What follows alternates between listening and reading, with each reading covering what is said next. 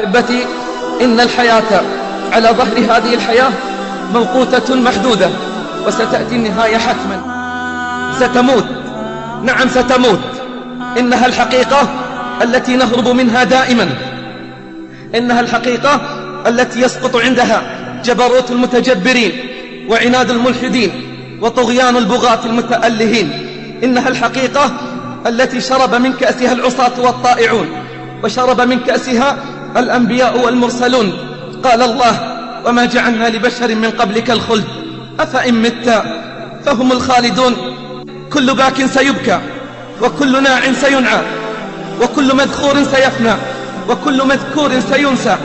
ليس غير الله يبقى، من علا فالله أعلى. اعلم بارك الله فيك أن لا سبيل للخلود في هذه الحياة. اعلم بارك الله فيك أن لا سبيل للخلود في هذه الحياة، فالكل سيموت. ليت شعري بعد الموت أين تذهب، رحم الله من اعتبر وتأهب. ليت شعري بعد الموت أين تذهب، رحم الله من اعتبر وتأهب.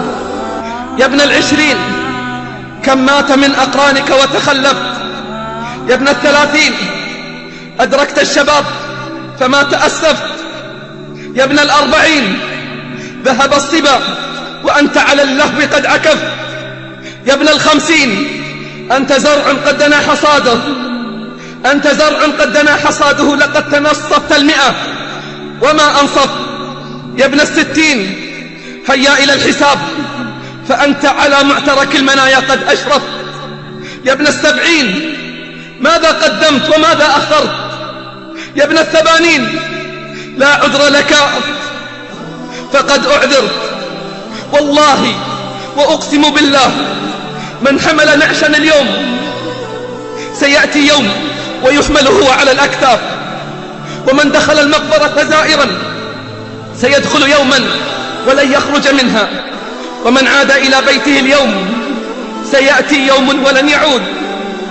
تفكروا أحبتي وتيقنوا، تفكروا أحبتي وتيقنوا أن الموت حق لا بد منه، أن الموت حق لا بد منه.